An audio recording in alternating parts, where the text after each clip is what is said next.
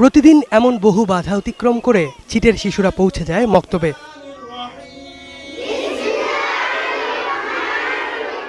মক্তবে শুরু হয় পড়াশোনা, তারপর বেশিরভাগ শিশুই আর এই গণ্ডি থেকে বের হতে পারে না।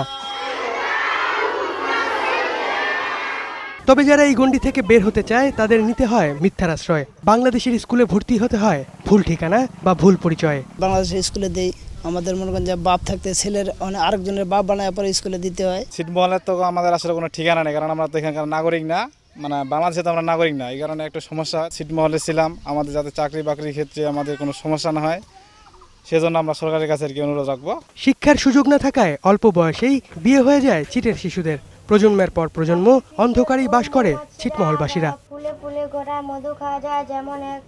তবে এখন দাবি প্রতিটি ছিটেই নির্মিত হোক স্কুল কলেজের মতো শিক্ষা প্রতিষ্ঠান। এবং শুরু থেকেই আমরা বিয়া শাদী দিয়ে দেই, স্কুল মাদ্রাসা নাই, শিক্ষা দিতে পারি না। আমরা চাই এখানে স্কুল হোক, আমরা এই জায়গায় পড়ালেখা করতে চাই।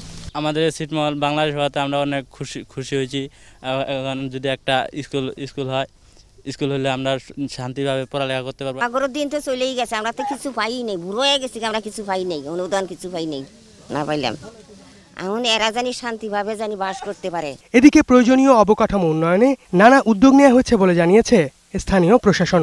ছিটমহলের বাচ্চারা তারা যাতে ছিটমহলের স্কুলেই পড়তে পারে, তারা যেন আর অবহেলিত না হয়, তারা যেন আপনার এই যে টিফিনের সময় টিফিনটা পায়, তারা যেন ওই উপবৃত্তিটা পায়, তারা যেন সময় মতো বই পায়। অর্থাৎ সরকার যত সুযোগ সুবিধা দিচ্ছে শিক্ষার্থীদের, সকল সুযোগ সুবিধা যেন ছিটমহলের বাচ্চারা পায়, সে বিষয়টা আমরা নিশ্চিত করেছি। আর অনেক এলাকায় এরই মধ্যে শিক্ষা প্রতিষ্ঠান নির্মাণে জমি দিয়েছে স্থানীয় বাসিন্দারা। তারা চায় এই সকল বিদ্যালয়গুলো যেন সরকারি সহায়তায় খুবই শীঘ্রই এই চালু করা সম্ভব হয়। অনেক আশা, অনেক স্বপ্ন এখন ছিটমহলবাসীর মনে।